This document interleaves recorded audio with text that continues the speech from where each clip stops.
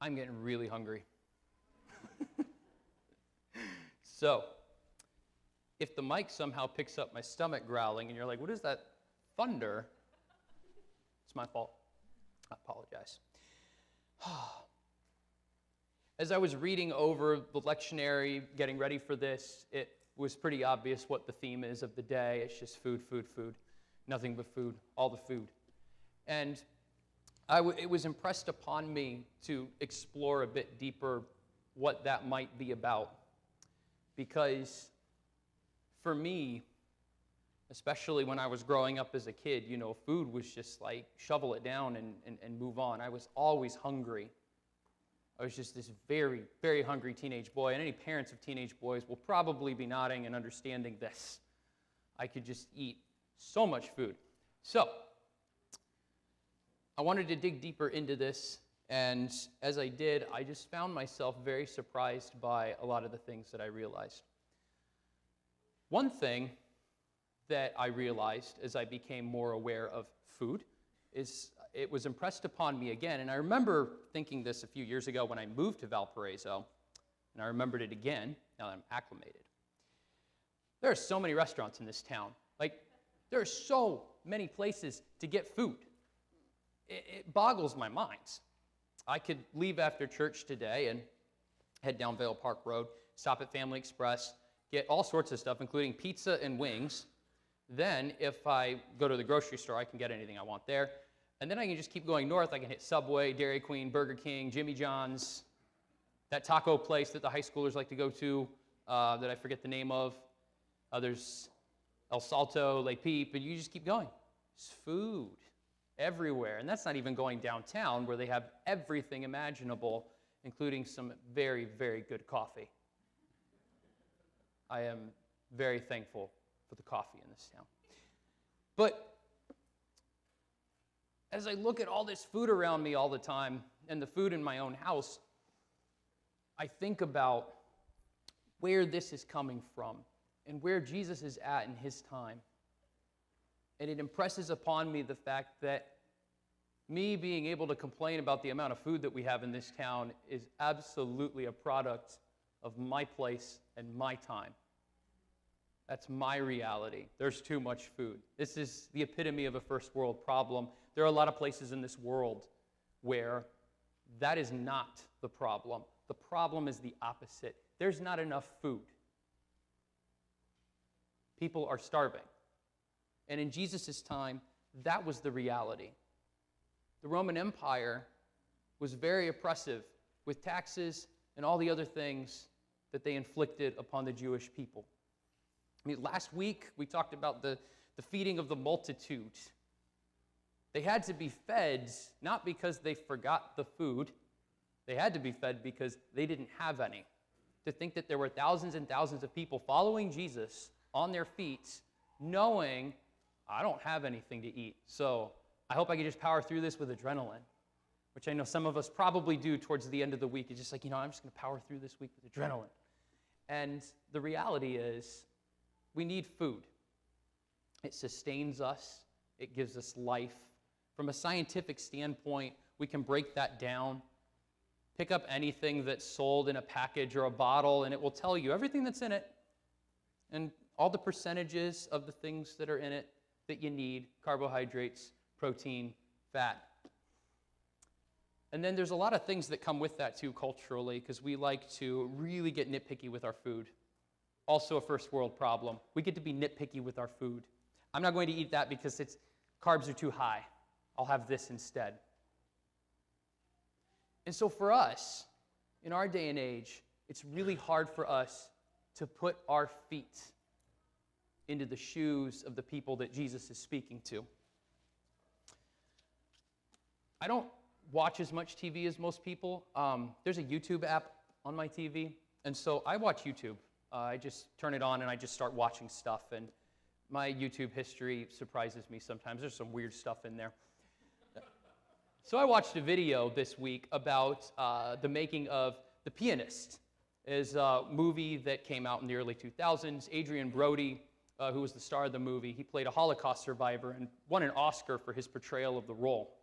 And in part of this video talked about the preparation that went into this role for him.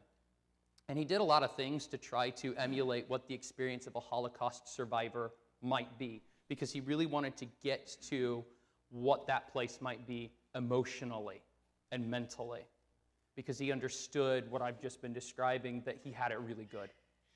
And he had this quote that really stuck out more than anything else. He said, "There is an emptiness that comes with really starving that I hadn't experienced, and I couldn't have acted that out without knowing it." I've experienced loss. I've experienced sadness in my life, but I didn't know the desperation that comes with hunger. And that word desperation really stuck out to me. And it sticks out to me as well in this scripture. You know, these people are following Jesus all over the place. He's feeding them. And then he starts talking to these hungry people who are looking for hope. And he says, "Whoever comes to me will never be hungry, and whoever believes in me will never be thirsty."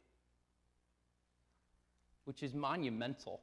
What an amazing thing to be able to say. Now, earlier, Jesus had mentioned that he was the bread that came down from heaven.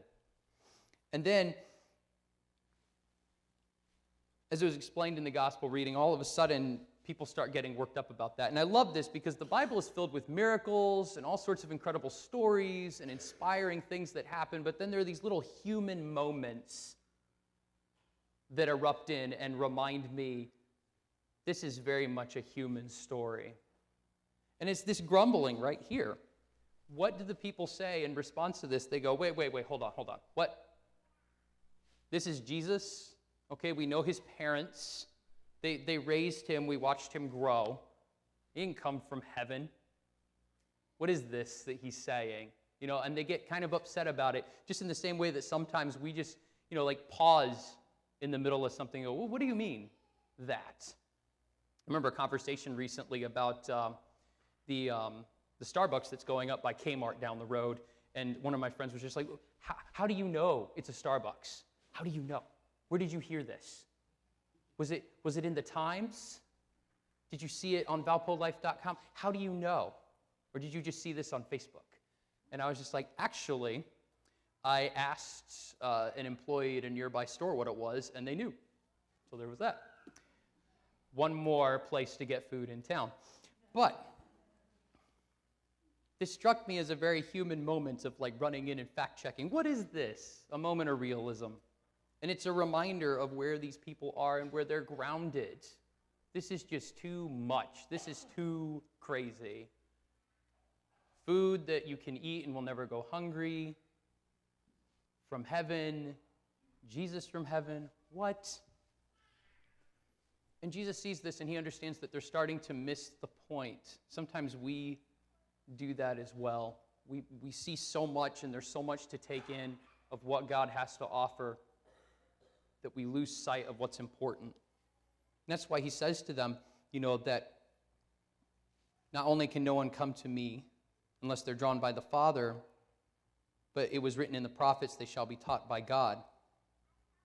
Everyone who has heard and learned from the Father comes to me.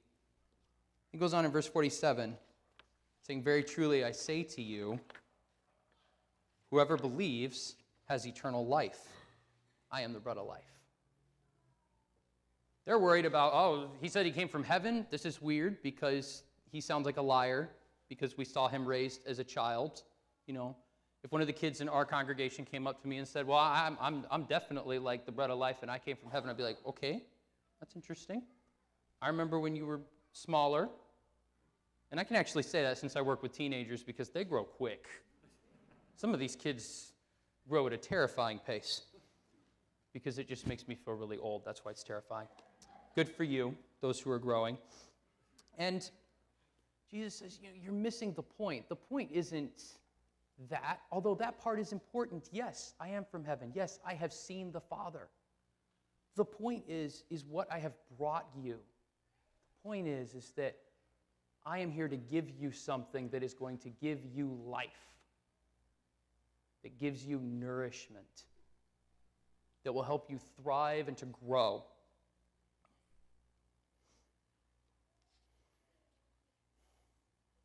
Jesus really wants everybody to understand that without the gospel, without his teachings, without his body and his blood and his sacrifice, that we are going to starve in a way that would be so much worse than just starving from not being able to eat. That there will be an emptiness inside of us that we can't fill. And to think back to the desperation of hunger, and then to understand that as Jesus is saying, it will be worse than that if you don't eat this bread.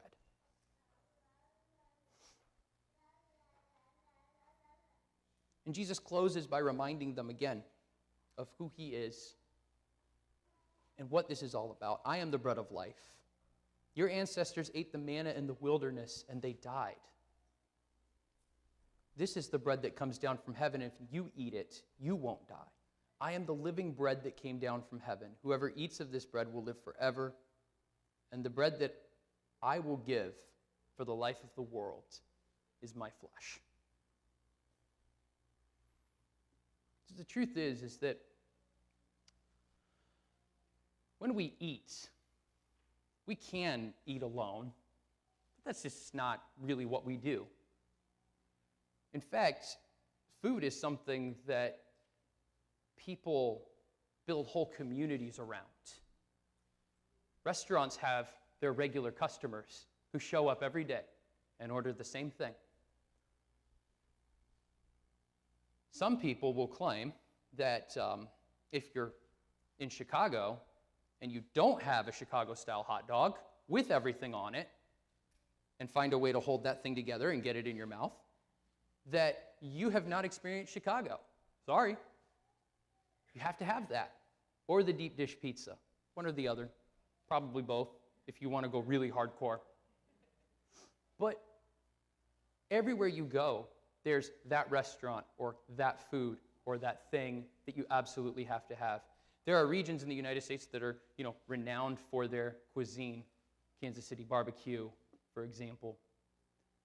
And you take it globally, and you can go to different countries, and there are just different staples. There are different items that never grace the dinner table or the breakfast table here, but if that's not on the table in another country, there might be problems. One of the biggest shockers for me, I got to travel to Greece when I was in college, and the first day we were there, we had breakfast, and on the table was a jar of something called Nutella. Never heard of it in my life. It looked weird, and I saw somebody spreading it, and it kind of looked like chocolate, and I just said, hold on, is that chocolate? And they said, yeah, you put it on bread. And I was just like, okay, so I'm from America, and I don't understand why we don't do this. Because we love chocolate. We're pretty okay with bread. But chocolate for breakfast? Come on. That is amazing. And it's caught on a little more over the years here, but back when I was over there several years ago, I had never even heard of it. So it was a mind-blowing experience for me. But food is really grounded in a place, and it's grounded in a culture, and it's grounded in a people.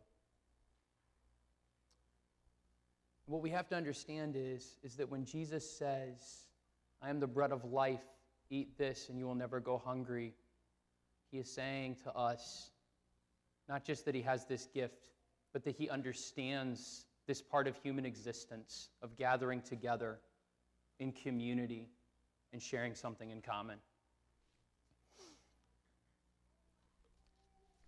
One of the cooler experiences that I've had during my time here at Christ Lutheran Church, although there have been a lot of really great ones, this one's a bit smaller. A few weeks ago, I was leaving church and bumped into one of the high schoolers, and we started talking, and they were sharing with me about what's going on and getting ready for school, and they just have a lot of changes going on in their life. Things are kind of up in the air, and there's a lot moving around. And so as we talked, it became apparent to me that we were going to be talking for longer than a minute or two. This was not a, hello, how are you? Oh, good, yay, and keep moving. So, not a problem for me. We sat down, and we started talking at the table. And this high schooler was eating Oreos as we talked, and don't get too upset about this because we all have our quirks, but I dislike Oreos.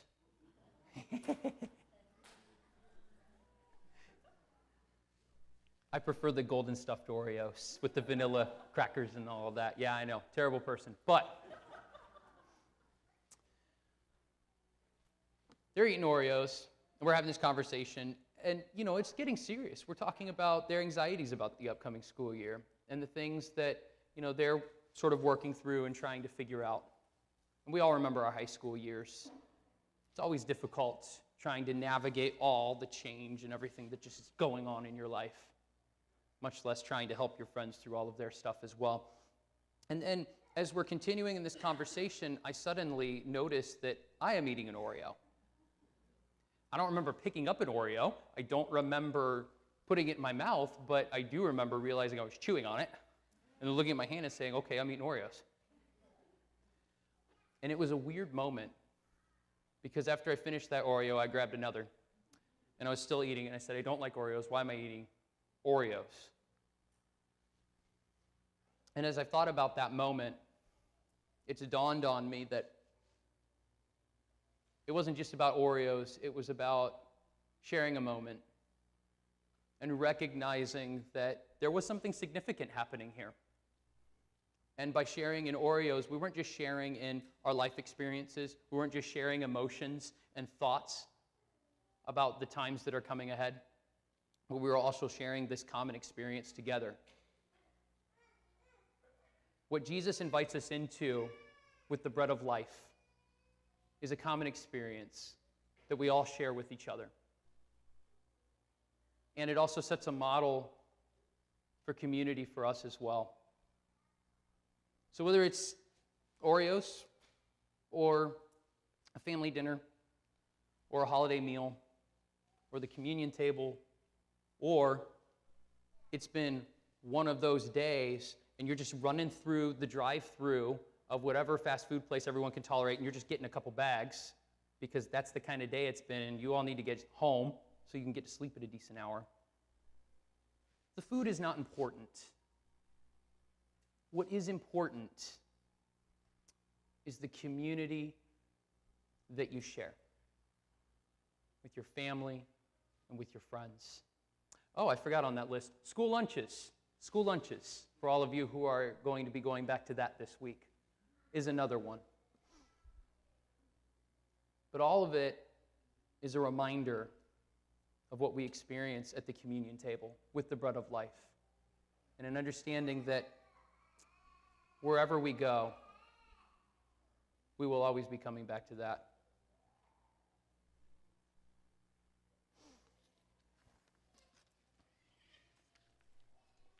So as I close, I'd